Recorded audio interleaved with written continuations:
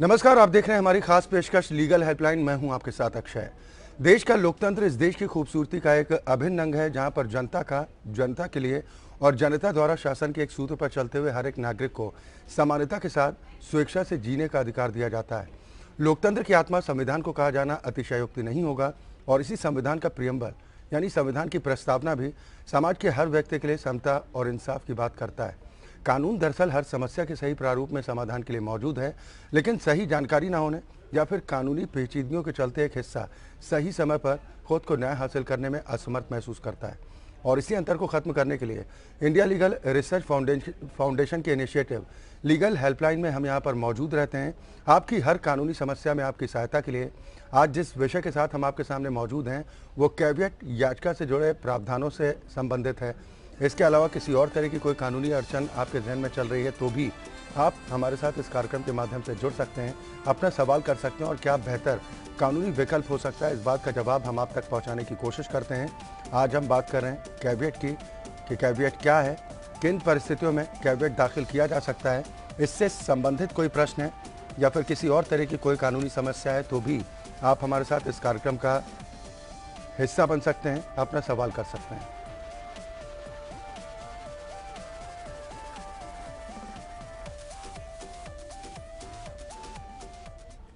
और आज इस विषय पर ज़्यादा चर्चा और बातचीत के साथ तीन खास मेहमान हमारे साथ मौजूद हैं। सबसे पहले अपने दर्शकों की मुलाकात अपने आज के मेहमानों से। मेरे साथ नोएडा स्टूडियो से राकेश तिवारी हैं, आप अधिवक्ता हैं सुप्रीम कोर्ट के। अली अब्बास अंसारी साहब हैं, आप अधिवक्ता हैं इलाहाबाद हाई कोर्ट की लखनऊ बेंच के। जितेंद्र नायक जी हमारे साथ जुड़े हैं, आप अधिवक्ता हैं इलाहाबाद हाई कोर्ट के। बहुत स्वागत है आप तीनों का इस कार्यक्रम में शामिल होने के लिए। शुरुआत मैं राकेश जी आपसे ही करना चाहूँगा। सबसे पहले आप बताएं कि कैविएट आखिर होती क्या है? देखिए, कैविएट जो है बेसिकली ये प्रिकॉशनरी मेजर्स होता है। ये एक फॉर्मल रिक्वेस्ट होता है जो हम कोर्ट में फाइल करते हैं और रिक्वेस्ट करते हैं कि कोई भी मतलब एक्सपेक्टेड जो प्लेंटिफ है वो केस फाइल करता है तो कोई एडवर्स ऑर्डर जिसने जो फाइल करता है ये कैविएट उसके अगेंस्ट ना हो बिना उसके सुने हुए। जनरली क्या है कि इंडिया में ऐसा कोई कैविएट को कॉन्सेप्ट था नहीं और जो है सीपीसी में कैविएट को डिफाइन भी नहीं किया गया है जी। ये 16वीं सदी में यूरोपियन कंट्रीज़ में ये कॉन्सेप्ट था। उसके बाद इंडिया में ये लॉ कमीशन ने जो है 54वीं रिपोर्ट दी, उसमें उन्होंने कहा कि जो है कैविएट का एक प्रोविज़न होना चाहिए। तो इसके बाद 1976 में सिविल प्रोसीजर कोड में एक सेक्शन जोड़ा गया, सेक्शन 148A। उसमें कैविएट कैसे फाइल करते हैं और उसका प्रोसीजर बताया गया है। कैविएट फाइल करने का पर्पज इतना होता है कि आप अगर कैविएटर होता है जो कैविएट फाइल करता है उसको बिना सुने हुए कोई भी कोर्ट कोई भी उसके खिलाफ कोई आदेश पारित नहीं करेगी जी।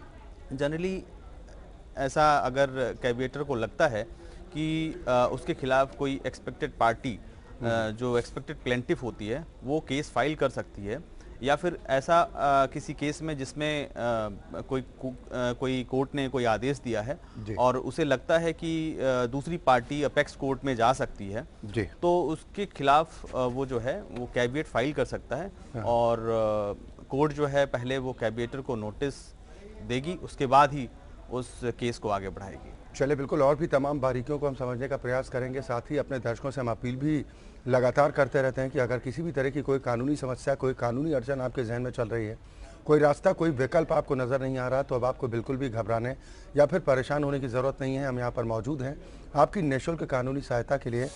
अली अब्बास अंसारी साहब, मैं आपके पास आऊँगा। किन किन केसेस में कैविएट दाखिल की जा सकती है या फिर किसी भी तरह के केस में जिसमें आप असंतुष्ट होते हैं तो कैविएट दाखिल कर सकते हैं अगर आपको लगता है कि इंसाफ नहीं हुआ? कैविएट जो है किसी भी तरह के केस में और कहीं पर भी जो दाखिल किया जा सकता है। यदि हम सेटिस्फाई नहीं है तो कैविएट कहीं पर भी हम दाखिल कर सकते हैं।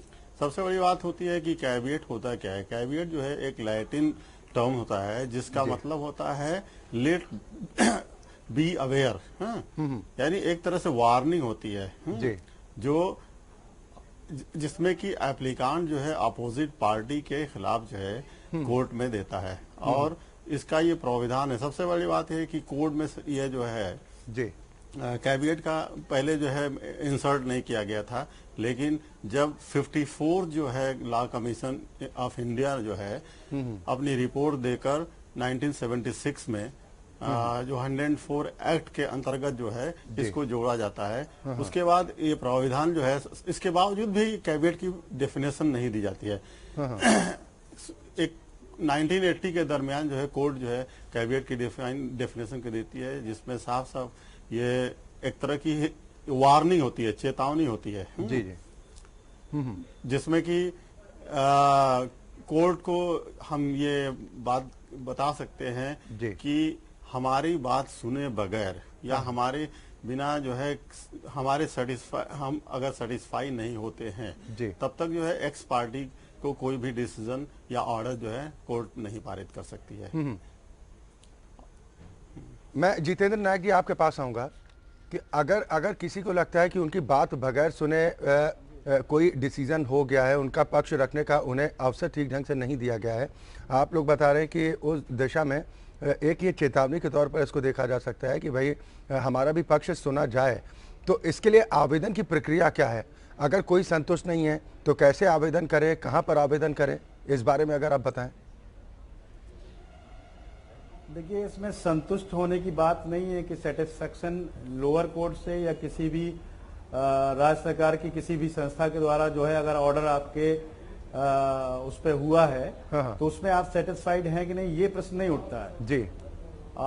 लोअर कोर्ट में कोई भी ऑर्डर ऐसा हुआ है जो आपके फेवर में हुआ है और आपके अगेंस्ट, आपके ऑर्डर के जो आपके फेवर में हुआ है उसके अगेंस्ट यदि हाई कोर्ट वो मूव करते हैं तो कैबिनेट एप्लीकेशन का उद्देश्य ये होता है कि बिना आपको सुने, बिना आपके काउंसिल को या इन पर्सन आपको नोटिस कराए बिना जी आपके खिलाफ कोई ऐसा आदेश ना हो जाए जिससे आप एग्रीव्ड हो जाएं या आपको नुकसान हो जाए उससे, तो ये सीपीसी की 148A में ये एक एप्लीकेशन का प्रावधान है कि इसमें कैबिनेट का प्रावधान रखा गया है कि बिना आपके सुने कोई कोर्ट ऐसा ऑर्डर ना करे जिससे कि आपका नुकसान हो जाए।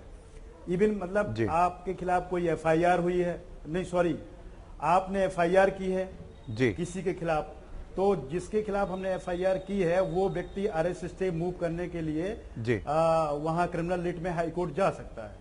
तो हो सकता है कि उनके अरेस्ट स्टे उनको मिल जाए, तो आप अपना पक्ष रखने के लिए उसमें एक 148A के तहत जो है और हाई कोर्ट रूल्स के तहत एक एप्लीकेशन का कैबिनेट एप्लीकेशन का प्रावधान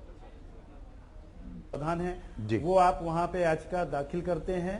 तो ऐसा एक्स पार्टी ऑर्डर नहीं कर सकती। पहले आपको नोटिस होगी, आपके काउंसिल वहां पे पहुंचे, पक्षों को सुना जाएगा, फिर जो मेरिट पे डिसीजन होगा वो होगा। क्योंकि अगर कैबिनेट अगर आपकी नहीं फाइल है तो मान लीजिए आपकी अपोजिट पार्टी को स्टे मिल जाता है, आपके जो फेवर में ऑर्डर हुआ है तो उससे आप एग्री भी हो सकते हैं। तो कैबिनेट का सिर्फ उद्देश्य यही है कि कोई भी ऑर्डर एक्स पार्टी ना होने पाए। यानी एक तरह से कह सकते हैं कि इसे स्टे के तौर पर मान सकते हैं जी, स्टे के तौर पर मान सकते हैं जी, स्टे के तौर पे जी। आपकी आवाज क्लियर नहीं आ रही। चलिए मुकेश नायक साहब, मैं जितेंद्र नायक साहब मैं आपके पास आऊंगा। हमारे साथ दर्शकों के जुड़ने का सिलसिला भी शुरू हो चुका है, कॉलर हमारे साथ जुड़े हैं, उनका सवाल सबसे पहले लेते हैं और उसके बाद फिर हम इस विषय पर आगे भी बारीकी से समझने का प्रयास करेंगे कि कैबिनेट आखिर किन परिस्थितियों में दाखिल होती है, यह आपने बताया, और क्या कुछ प्रावधान है। मोहम्मद उमर खान हमारे साथ हैं सऊदी अरेबिया से। खान साहब, बहुत स्वागत है आपका, अपना सवाल कीजिए। मेरा सवाल ये है सर, 2-2.5 महीने पहले हमारे गांव में मारपीट हुई थी हमसे और पार्टी के जी। तो एक तरफा मतलब FIR लिखी गई थी जिसमें हम लोग जेल भी गए थे। तो अभी दूसरा पक्ष जो है वो सुलह करना चाह रहा है और हम लोग सऊदी अरब में रहते हैं, तो हम लोग अभी आ गए हैं वापस सऊदी अरब।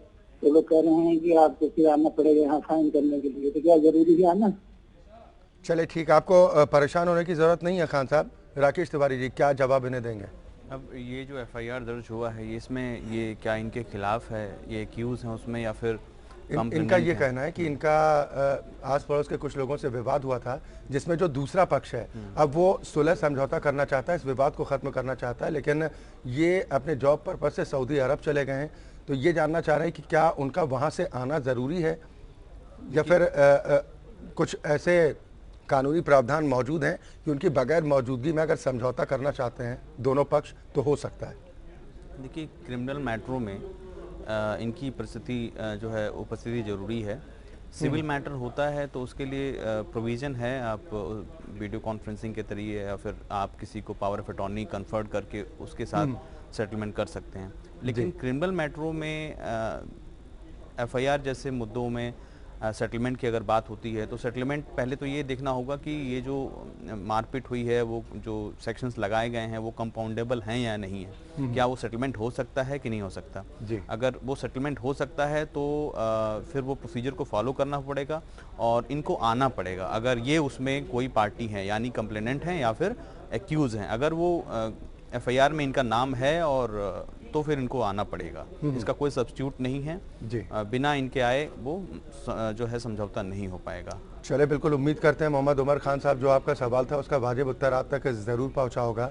हम अपने दर्शकों से भी बार बार अपील करते हैं, दरअसल एक बड़ा तबका इंसाफ की दहलीज से सिर्फ इसलिए दूर रह जाता है क्योंकि जानकारियों का अभाव होता है, और इसी अभाव को दूर करने के मकसद से रोज़ाना हम आपके बीच मौजूद रहते हैं एक नए विषय के साथ। आज हम बात कैविएट के कर रहे हैं, इससे संबंधित अगर कोई प्रश्न है या फिर किसी भी तरह की कोई कानूनी अड़चन है तो आप हमारे साथ इस कार्यक्रम का हिस्सा बन सकते हैं। मैं अली अब्बास अंसारी साहब आपके पास आऊँगा। हम ये तो समझ ही रहे थे कि आखिर कैविएट दाखिल करने की प्रक्रिया क्या है, इसको लेकर और क्या कुछ नियम कायदे कहते हैं, किस तरह का शुल्क लगता है, और किस तरह से और आगे इसको बढ़ाया जा सकता है, इस बारे में आप दर्शकों को अगर विस्तार से समझा पाएं।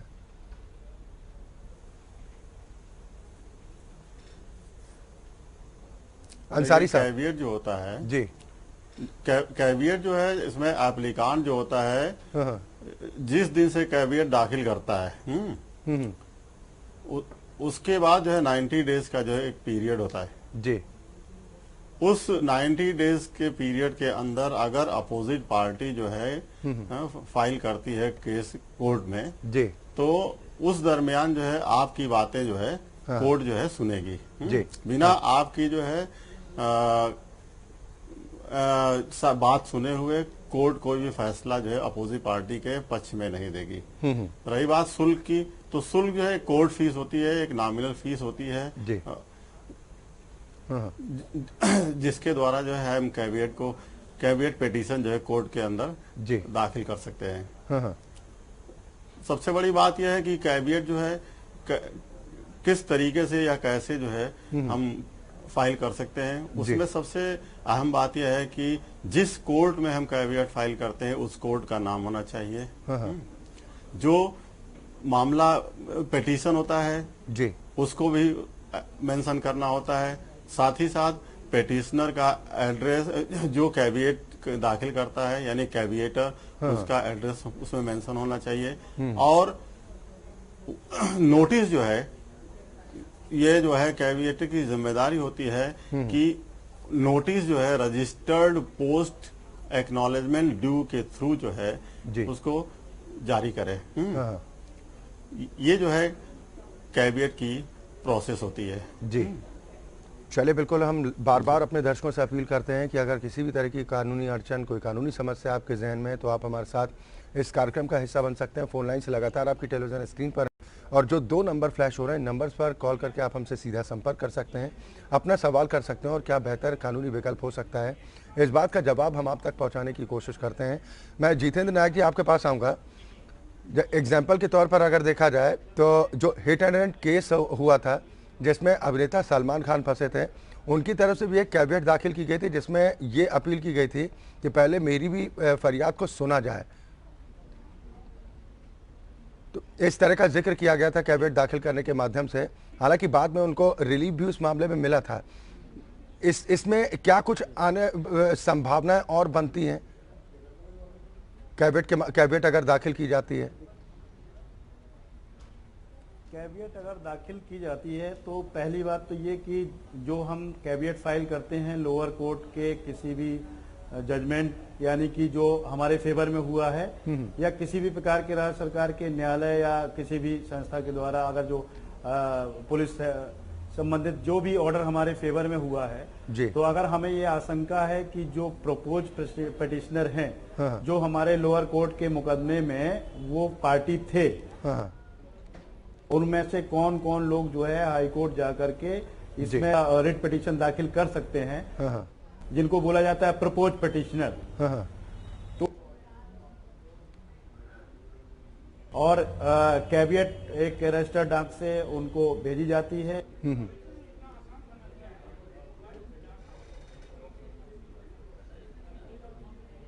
जितेंद्र जी आपके पास आऊंगा, आपकी आवाज़ ठीक ढंग से हम तक नहीं पहुंच पा रही है। मैं राकेश तिवारी जी आपसे जानना चाहूंगा कि जैसे सर्वोच्च अदालत में कोई मामला चल रहा है तो क्या वहां पर भी कैविएट दाखिल की जा सकती है, या फिर निचली अदालतों में जो मामले होते हैं फिर उसके बाद ऊपरी अदालत में उसी कोर्ट में दाखिल की जाती है? नहीं, कैविएट जो है जैसा एक्सपेक्टेड है, अगर मान लीजिए ऐसा लगता है किसी पार्टी को कि डिस्ट्रिक्ट कोर्ट में कोई पार्टी केस फाइल कर सकती है तो वहाँ कैविएट फाइल कर सकते हैं। ऐसे ही हाई कोर्ट में फाइल कर सकते हैं और प्रोसीजर सेम जो है सुप्रीम कोर्ट में भी है, क्योंकि जो सेक्शन 148A है वो ऐसा कोई बार नहीं करता कि आप सिर्फ डिस्ट्रिक्ट कोर्ट में फाइल कर सकते हैं, हाई कोर्ट में फाइल कर सकते हैं, सुप्रीम कोर्ट फाइल कर सकते हैं। अब ये देखना है कि परिस्थितियाँ क्या हैं, कहाँ उसे लगता है कि कोई पार्टी जो है अप्रोच कर सकती है। अगर हाई कोर्ट का कोई डिसीजन है और उसमें जो है कैविएटर को लगता है कि दूसरी पार्टी सुप्रीम कोर्ट में अपील फाइल कर सकती है, तो वो सुप्रीम कोर्ट में एक कैविएट फाइल कर सकते हैं और सुप्रीम कोर्ट जो है बिना कैविएटर को नोटिस दिए कोई ऑर्डर उनके खिलाफ पास नहीं करेगी। ऐसे ही अगर मामला कोई जिला न्यायालय का है जिसमें दूसरी पार्टी को लगता है, कैविएटर को लगता है कि दूसरी पार्टी जो है हाई कोर्ट में अपील फाइल कर सकती है, तो हाई कोर्ट में कैविएट फाइल कर सकता है। उसके अलावा अगर कहीं कोई केस पेंडिंग नहीं है फिर भी जो कैविएटर को ऐसा लगता है कि एप्रीहेंशन है कि दूसरी जो प्लेंटिफ है वो कोई ऐसा कोई व्यक्ति है जिसे उसे लगता है कि आने वाले टाइम में वो उनके खिलाफ केस फाइल कर सकता है किसी मुद्दे को लेकर, तो वो जिला न्यायालय में उसे लगता है कि जिला न्यायालय में फाइल कर सकता है, तो वो जिला न्यायालय में भी आप कैविएट फाइल कर सकते हैं। लेकिन इसकी मियाद जो है 90 दिन की होती है और प्रोसीजर जो है CPC में 148A का है उसी को फॉलो करना होगा। और जैसे अभी हमारे काबिल मित्रों ने बताया कि उसमें प्री रिक्विजिट है कि आप जो है नोटिस एक्नॉलेजमेंट के साथ दूसरी पार्टी को देना है। उसके बाद जो है मेमो ऑफ पार्टीज उसमें होगा जिसमें दोनों प्लेंटिफ और एक्सपेक्टेड जो डिफेंडेंट है या फिर एक्सपेक्टेड रिस्पोंडेंट है जिसे हम कैविएटर बोलते हैं, वो उसके पूरे एड्रेस के साथ वो फाइल किया जाएगा, जिससे नोटिस जो है प्रॉपर उसे मिल सके, क्योंकि एड्रेस अगर नहीं रहेगा तो फिर सर्विस होना मुश्किल होगा। चलिए बिल्कुल, एक और कॉलर हमारे साथ कानपुर से SP मिश्रा जी जुड़ गए हैं। बहुत स्वागत है मिश्रा जी आपका, अपना सवाल कीजिए। चलिए शायद इस संपर्क टूट गया है, लेकिन हम अपने दर्शकों से बार बार अपील करते हैं कि अगर किसी भी तरह की कोई कानूनी समस्या आपके जहन में चल रही है, कोई रास्ता, कोई विकल्प आपको नज़र नहीं आ रहा, तो अब आपको बिल्कुल भी घबराने की ज़रूरत नहीं है। लीगल हेल्पलाइन आपका अपना शो है, इस शो के माध्यम से आप हमारे साथ कार्यक्रम का हिस्सा बन सकते हैं, अपना सवाल कर सकते हैं। क्या बेहतर कानूनी उपाय हो सकता है, इस बात का जवाब हम आप तक पहुँचाने की कोशिश करते हैं। मैं जितेंद्र नायक जी आपके पास आऊँगा। जिस मोटिव के साथ इस कैविएट की व्यवस्था की गई है, क्या आपको लग रहा है ये मोटिव पूरा होता नज़र आता है, या फिर आपको लगता है कि अभी भी इसमें कुछ कमियां हैं जिनको दुरुस्त किया जाए तो रिजल्ट और बेहतर हो सकता है? नहीं, तो कमियां तो मुझे कोई नज़र नहीं आती है, क्योंकि जो प्रावधान बनाया गया है वो प्रॉपर अपॉर्चुनिटी का ऑफर है। अगर बिना अपॉर्चुनिटी के आपके खिलाफ कोई ऑर्डर हो जाता है, इसके लिए जो है कैविएट का प्रावधान रखा गया है और उस कैविएट के द्वारा जो है एक्स पार्टी ऑर्डर होने से बच सकते हैं आप। और इवन मतलब उसके भी रास्ते हैं कि अगर आपने कैविएट नहीं फाइल की है और उसके बावजूद भी जो है, चूंकि जो भी लोअर कोर्ट से ऑर्डर हुआ है उसमें आप पार्टी रहेंगे ही, तो अगर आपको बिना मतलब आपने कैविएट फाइल नहीं की है, रिट में अगर कोई एक्स पार्टी ऑर्डर हो भी जाता है तो आपको इश्यू नोटिस होकर के कोई भी इंटरिम रिलीफ होगी, आपको इश्यू नोटिस होगा और देन आप काउंसिल अपना करके और वो काउंटर फाइल कर सकते हैं और उसमें फाइनल आर्गुमेंट भी हो सकता है। तो वहां भी इस प्रकार के प्रावधान है। बस कैविएट का इतना सिर्फ उद्देश्य है कि आपके खिलाफ कोई ऐसा एक्स पार्टी ऑर्डर ना हो जिससे आप जो है एग्रीड हो जाएं, तो एक सुरक्षा है एक्स पार्टी ऑर्डर होने से। बस इसके अलावा और तो बाकी जो भी केस है वो मेरिट पे सुना ही जाएगा। आपको काउंटर फाइल करना है मेरिट पे, यानी एक अवसर कह सकते हैं कि पक्ष रखने का पूरा अवसर मिल जाएगा कि कैविएट दाखिल करने के बाद अगर किसी को ये लगता है कि उसके साथ उसकी बात को नहीं सुना गया है, पक्ष ठीक ढंग से वो नहीं रख पाया है, तो कैविएट के माध्यम से अपने पक्ष को ठीक ढंग से रख सकते हैं। बहुत शुक्रिया आप तीनों मेहमानों का हमारे साथ इस कार्यक्रम में शामिल होने के लिए, इस विषय पर बारीकी से अपनी राय रखने के लिए और हमारे साथ जो दर्शक जुड़े उनके सवालों का वाजिब उत्तर उन तक पहुंचाने के लिए।